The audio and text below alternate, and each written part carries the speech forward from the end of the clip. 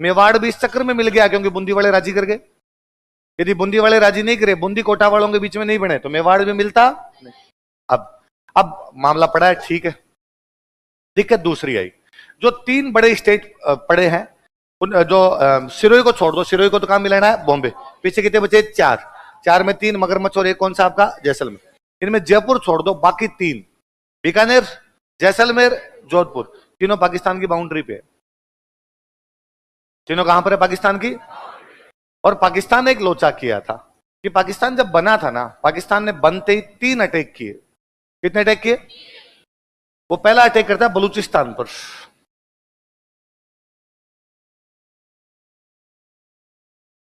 कहां पर करता है?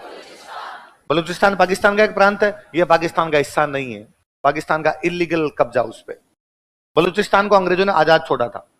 जैसे भारत है, जैसे पाकिस्तान है, वैसे एक इलाका कौन सा होगा, लेकिन पाकिस्तान के बीच में पड़ता था, इसलिए पाकिस्तान उस पर हमला करके उस पर कब्जा कर गया, बलूचिस्तान पर। इसलिए बलूचों की आज भी मांग है कि हम पाकिस्तान के अधीन, हम पाकिस्तान से अलग होंगे। इसलिए बाकायदा बलूचों ने अपनी पूरी आर्मी बना रखी है, बलूच आर्मी। बलूच आर्मी पाकिस्तान की आर्मी से लड़ती है, पिछले 75 सालों से वो अपनी आजादी के लिए लड़ रहे हैं। बाकायदा बलूच अपनी गवर्नमेंट बनाते हैं अलग से, बलूच गवर्नमेंट, बलूचों का राष्ट्रपति, बलूचों का प्रधानमंत्री, बलूचों का विदेश मंत्री, सारे बनाते हैं वो। लेकिन वो बलूचिस्तान में नहीं रहते, वो राष्ट्रपति प्रधानमंत्री सारे रहते हैं स्वीडन। कहां रहते हैं? क्योंकि यदि कोई बंदा बलूचिस्तान में बैठ के कहे मैं बलूचिस्तान का राष्ट्रपति हूं, तो पाकिस्तान वाले कल उठा के फांसी लगाए। तो कैसे बन सकता है? पाकिस्तान का राष्ट्रपति एक होगा, बलूचिस्तान का अलग थोड़ी होगा। इसलिए वो कहां रहता है? स्वीडन। तब दूसरा है कि वो स्वीडन क्यों बैठा है? उनका यह कहना है कि आज नहीं तो कल हम बलूचिस्तान को आजाद करवाएंगे, और जिन आजाद करवाएंगे तब मैं चला जाऊंगा। जब तक आजाद नहीं हो जाता तब तक मैं यहां बैठ के बाकी देशों से बातचीत कर रहा हूं कि हमारा साथ दो और हमें पाकिस्तान से क्या करवाओ। और कोई देश उनका साथ ना दे, एक देश उनका तन मन धन से साथ देता है, भारत। कौन सा दे रहा है? हम बलूचों की लड़ाई में बहुत अच्छे से साथ में हैं। बलूच अच्छे हैं, लड़ने में भी अच्छे हैं। मुझे याद है लगभग 2-1 साल पहले पाकिस्तान की आर्मी का एक जहाज बलूचिस्तान के ऊपर से जा रहा था, हेलीकॉप्टर ऊपर से जा रहा था। उसमें पाकिस्तान की आर्मी के 12 बड़े कमांडर बैठे थे। बलूचों ने नीचे से मिसाइल लगाई, उड़ा दिया, हवा में रह गए 12 के 12 कमांडर एकदम। अभी 6-7 महीने पहले बलूचों की एक लड़की, शायद फिजिक्स की प्रोफेसर थी, बम बांधती है, कराची के एक पुलिस मुख्यालय के अंदर घुसती है, पूरा पूरा मुख्यालय उड़ा गई। सुसाइड बॉम्बर थी, बलूच लड़की थी, पूरा का पूरा उड़ा गई। अभी 2-3 महीने पहले एक बलूचों ने और कार्रवाई की, मेरे दिमाग में नहीं आ रहा, पर बलूच एक और बड़ी कार्रवाई करके पाकिस्तान को, तो पाकिस्तान के खिलाफ लड़ रहे हैं, अपने उनके साथ तन मन धन से साथ। 15 अगस्त 2015 की बात है। मोदी जी अपना पहला भाषण दे रहे थे लाल किले से प्रधानमंत्री बनने के बाद, और भाई रो रो में बोल गया, और भाई ने कहा कि भाइयों और बहनों, आज 15 अगस्त के दिन न केवल भारतवासियों को बल्कि बलूचिस्तान वासियों को भी हार्दिक बधाई है, आजादी की हार्दिक बधाई हो। तो पाकिस्तान ने हाथों हाथ ऑब्जेक्शन किया कि भाई बलूचिस्तान को किस बात की बधाई, तुम्हारी बधाई खुद के पास रखो। हमने तो कहा सॉरी सॉरी, ऐसे हो गया ऐसे। जैसे ही इधर अपने बधाई दी गई, बलूचिस्तान का जो राष्ट्रपति कहां पर रहता है? स्वीडन। उसने हाथों हाथ ट्वीट किया कि भारत के यशस्वी तेजस्वी आदरणीय प्रधानमंत्री नरेंद्र भाई दामोदर भाई मोदी ने हम बलूचिस्तान वासियों के साथ खड़े होकर कंधे से कंधा मिला के जो लड़ने की बात कही है, हम हृदय की अनंतम गहराइयों से उनका धन्यवाद अर्पित करते हैं। और आज नहीं तो कल इंशाअल्लाह बलूचिस्तान फतेह होगा, और जब बलूचिस्तान को जीत लिया जाएगा, बलूचिस्तान पर हमारा कब्जा होगा, तब भारत हमारा बड़ा भाई होगा। हम भारत के साथ कंधे से कंधा मिला कर रहेंगे। हमने भी कहा आमीन। बहुत जल्दी ये बात क्या हो जानी चाहिए? तो हम बलूचिस्तान के साथ हैं। बलूचिस्तान को पाकिस्तान से क्या हो जाना चाहिए? कोई भी देश किसी दूसरे देश पे कब्जा, कोई भी देश किसी दूसरे देश का शोषण, यदि पाकिस्तान बलूचिस्तान का शोषण कर रहा है तो हम पाकिस्तान के खिलाफ है, बलूचिस्तान के, और बलूचों का आजाद होना चाहिए। तो बलूच आजाद होंगे। आज अपने जिंदगी में देख के जाएंगे बलूचों क्या मिल जाएगी आजाद। वैसे पाकिस्तान टूटने के कगार पे, इतना मंगता हो रखा है आजकल, तो हालत ही खराब हो रखी है ना। थोड़े दिन पहले कोई भैंसे बेची थी, है ना, अखबार में आया था, गधे बेचे, भैंसे। भाई वो अपने ना घर में जब ज्यादा टोटा आ जाता ना, भाई किसान है ना, कभी भी अपने पशु नहीं बेचता। वो पशु जो दूध दे रहे होते हैं, किसान को लगता है भाई टापर दूध तो खाएंगे, और कुछ होगा नहीं होगा। पर जब लास्ट में लग जाएगी भाई और कुछ अपने पास चारा बचा नहीं, तो बिना दूध के रह लेंगे, इज्जत तो बचे, तो अपने कहते हैं गाय भैंस बेच दो, जब रुपए होंगे तो गाय भैंस वापस लेके आ जाएंगे, इज्जत बचाने के लिए होती है। तो पाकिस्तान भैंस बेचने पे आ गया, इसका मतलब नागा तो हो ही गया। और कोई देश भैंस बेच की इकोनॉमी कैसे चला सकता है?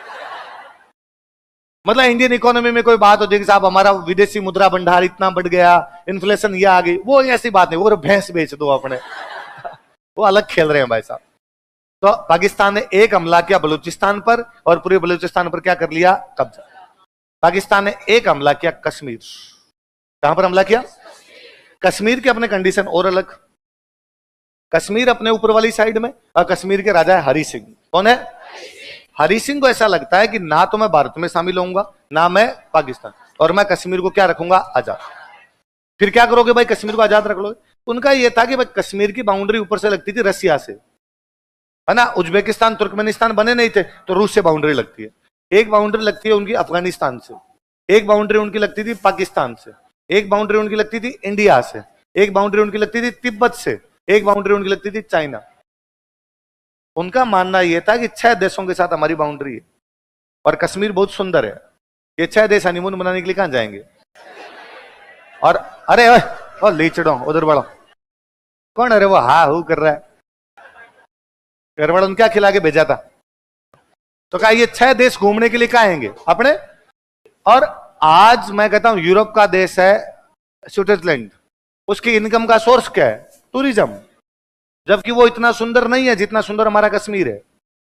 तो कश्मीर को लगता था यार केवल टूरिस्ट आ जाएंगे ना तो भी अपनी तो पार पड़ जाएगी।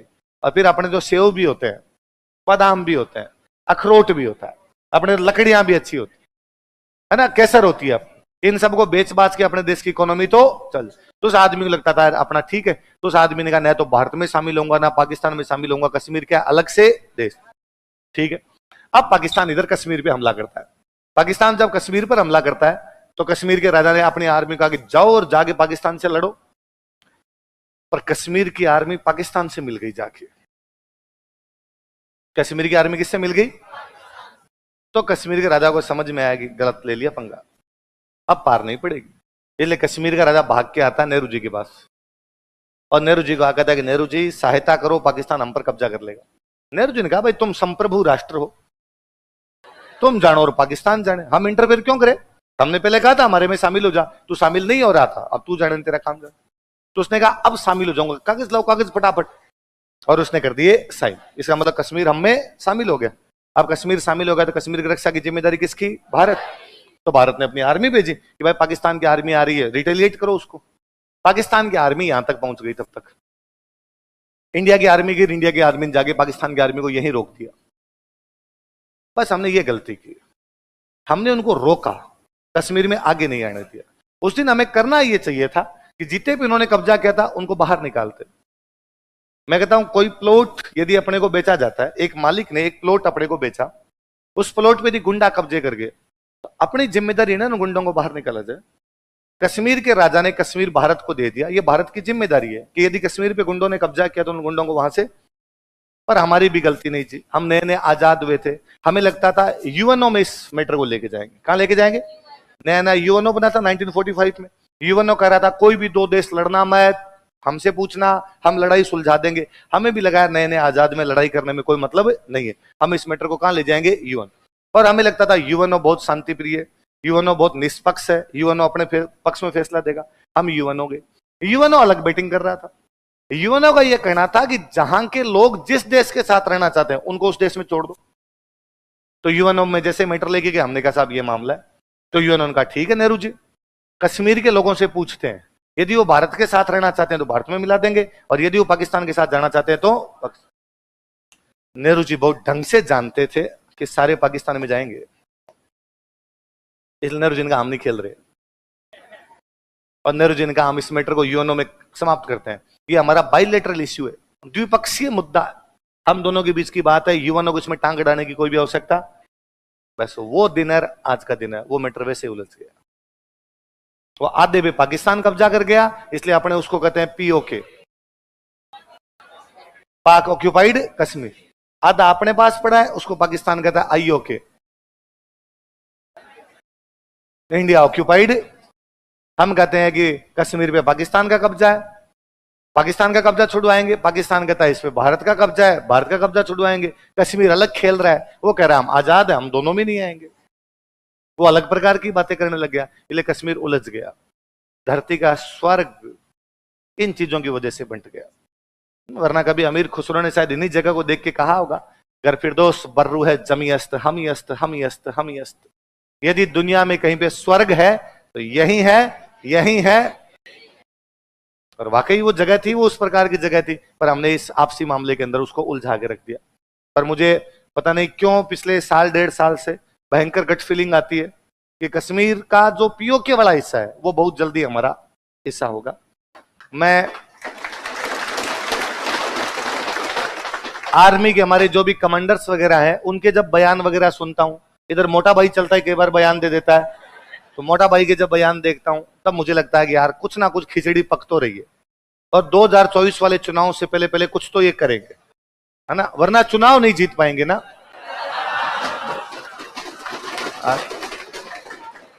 मोटा भाई को चुनाव भी तो जीतना है ना 2024 में, तो इनके दिमाग में कुछ ना कुछ तो चल रहा है और ये कुछ ना कुछ कर जाएंगे। इसलिए मैं रात को जब सोता हूं तो मैं ये सोच के सोता हूं कि सुबह तक तो आ ही जाएगा। सुबह सबसे पहले मोबाइल संभाल के देखता हूं कि यार पीओ क्या आया कि नहीं आया, नहीं आया तो मैं अगले दिन की आशा में फिर रहता हूं कि क्या पता कल आ जाए। आशाएं जिंदा है, हम कब्जा तो करें। तो बलूचिस्तान तो खा गया पाकिस्तान पूरा, कश्मीर खा गया। कश्मीर बलूचिस्तान से चलो हमारा कोई लेना देना नहीं, बलूचिस्तान को तो हम कहते हैं बलूचों को आजाद करवाना है, पर उसमें हमारा साथ है। पर कश्मीर हमारा है, कश्मीर को लेना है, कश्मीर को छोड़ना। कर्जा और बेर सपूत ही चुकाते हैं। कौन कौन सी दो चीजें? बाप पे कर्जा है, बेटे सपूत होंगे तो चुकाएंगे, खुद को बेच के चुकाएंगे। यदि बाप पे कर्जा है और बेटा कह दे कि बाप तो मर गया अब कहां से दूं, तो कपूत है। सपूत बाप का नाम ही खराब किया। बाप की कोई दुश्मनी थी तो बेटे चुकाए। हमारी 3 पीढ़ी से दुश्मनी है, बीच वाली पीढ़ी ने नहीं चुकाई होगी, हम चुकाएंगे, हम नहीं चुकाएंगे तो अगली पीढ़ी चुकाएगी, अगली नहीं तो अगली चुकाएगी। 1000 साल लगे, 100 साल लगे, 50 साल लगे, 2 साल लगे, हमारी चीज दूसरा कब्जा करना। वरना आज साहब आपने आधा कश्मीर लिया है, कल आधा पंजाब लोगे, परसों आधा गुजरात लोगे। नहीं, ऐसे नहीं छोड़ा जा सकता। हमारा था, हमें मिलना चाहिए। तो पाकिस्तान एक हमला करता है बलूचिस्तान, एक हमला करता है कश्मीर, पाकिस्तान एक हमला करता है जैसलमेर। क्या हमला करता है? पाकिस्तान ने जैसलमेर पे हमला किया। इधर जैसलमेर पे हमला किया, जैसलमेर के राजा अपने जवाहर सिंह। कौन है? जवाहर सिंह ने जोधपुर के राजा को कहा, जोधपुर के राजा का नाम है हनुमंत सिंह। क्या नाम है? और हनुमंत सिंह को कहा कि यार हमारे पे तो पाकिस्तान अटैक कर दिया। तो जोधपुर के राजा ने कहा भाई चिंता मत करो, हम आर्मी भेज रहे हैं और पाकिस्तान को रिटेलिएट करेंगे, पाकिस्तान को वापस भगाएंगे। जोधपुर ने अपनी एयरफोर्स उतारी, जोधपुर ने अपनी इन्फेंट्री उतारी। जोधपुर के पास एयरफोर्स थी। आजादी से पहले जोधपुर राज्य में 12 हवाई अड्डे थे। भाई जोधपुर देश है एक। मैं कल ही हंस रहा था, कल कोई मेरे से मिलने के लिए आए हुए थे, उदयपुर से कुछ लोग आए हुए थे, तो मेरे कह रहे थे कि सर हम तो सेकंड टाइम ही जयपुर आए हैं, वरना जयपुर आए नहीं सर। एक बार पहले कभी आपका ही कोई कार्यक्रम था उसमें आए थे, आज आए हुए थे हमारे किसी कार्यक्रम में तो आपसे मिल लिए। तो मैं उनको हंस रहा था कि यार इसमें कोई बड़ी बात नहीं, एक देश से दूसरे देश लोग कितनी बार जाते हैं। पहले मेवाड़ एक देश था, जयपुर एक देश था, ठीक है, आज अपने को मिला दिया तब अपने को लगता है। यूरोप में ऐसे, यूरोप में अपना जो मेवाड़ था उतने में यूरोप के 5-7 देश आ जाते हैं, सर्बियान, बुल्गारियन, हर्जेगोविनान, बोस्नियान। 15-15 किलोमीटर में चेंज हो रहा है देश। 15 किलोमीटर इधर जाओ तो देश अलग है, 50 किलोमीटर इधर जाओ तो देश अलग है। वैसे वैसे अपने तो यार बड़े बड़े स्टेट थे, पूरे के पूरे देश है, पूरे के पूरे। इतनी इतनी जनसंख्या, इतनी इतनी इनकम है। मैं कहता हूं इतनी इतनी जनसंख्या आज भी यूरोप के कई देशों की नहीं है। तो ये 48 में लिए बैठे थे, 47 में लिए बैठे थे, तो मगर यार नहीं होता था आना जाना, उसमें तो कोई बड़ी बात नहीं। तो जोधपुर एक पूरा स्टेट था, पूरा एक राज्य था। और भारत में कश्मीर और हैदराबाद के बाद मारवाड़ क्षेत्रफल की दृष्टि से सबसे बड़ा राज्य था। तो राजा ने अपनी एयरफोर्स भेजी, इन्फेंट्री भेजी। हालांकि जाके देखा कि इस साइड से हमला इतना कोई बड़ा नहीं था। पाकिस्तान के कुछ कबीलाई टाइप के लोग, पाकिस्तान एक बड़ी चालाकी दिखाई दी। बलूचिस्तान, कश्मीर, जैसलमेर में हमला उनकी सेना ने किया, लेकिन उनकी सेना एक जगह भी सेना के कपड़े नहीं पहन के। उनकी सेना वैसे ही जो नॉर्मल लोगों के कपड़े होते हैं आसपास में जो लोग पहनते हैं वहां के, वो कपड़े पहन के, ताकि अपने लोगों को कह सके कि भाई सेना ने हमला नहीं किया, जनता हमला कर गई, हम क्या करते हैं। तो यार जनता हथियार कहां से लाई? वो भी मॉडर्न वेपन्स कहां से ले लेके आई। तो कस हमला तो पाकिस्तान की सेना का था, वो ओट लेना चाहते थे, वो ले लिया। वैसे मुझे लगता है कि यार पाकिस्तान दुनिया की एकमात्र सेना है जिनकी ड्रेस सलवार सूट है। वो सलवार सूट रखते हैं यार, मगर ये वाली ड्रेस कब से है? पर है, अगलों की ड्रेस है तो है, जैसा जेंडर है वैसा ड्रेस भी हो जाता है। तो उसमें कोई गंभीर बात भी नहीं है उनकी, तो है वो ऐसे ही है। तो उधर से हमला हुआ, तो जोधपुर की आर्मी गई और जोधपुर की आर्मी ने जाके पाकिस्तान की आर्मी को पीछे धकेल दिया। तो पाकिस्तान ने कई थानों पे कब्जा किया था अपने, कुछ गायें भैंसें चुरा के ले गए थे और कुछ किसानों की फसलें उठा के ले गए थे। जैसलमेर में थोड़ा बहुत नुकसान पहुंचाया था, कई गांवों पे कब्जा हुआ था उनका, लेकिन जोधपुर की आर्मी ने, जैसलमेर की आर्मी ने जाके उनको भगा दिया। जैसलमेर के राजा को तब जोधपुर के राजा ने कहा था कि मैं एक मेरा पर्सनल हेलीकॉप्टर आपके पास भेज रहा हूं, आप रॉयल फैमिली को लेकर जोधपुर आ जाओ, राजा रानी बच्चे आप सारे आ जाओ। तो जैसलमेर राजा ने कहा क्यों? कि वो पाकिस्तान का हमला हुआ है और खुदा ना खास्ता हम ना रोक पाए और पाकिस्तान की आर्मी यदि कब्जा कर लेती है तो सबसे पहले राजा को मारेगी, पकड़ के राजा को मारेगी, परिवार को मारेगी, इसलिए आप यहां आ जाओ। तो जैसलमेर राजा का स्टेटमेंट है, नहीं सर, 1000 साल से हम इस जनता से टैक्स ले रहे हैं, यदि जनता मरेगी तो मैं भी मर जाऊंगा।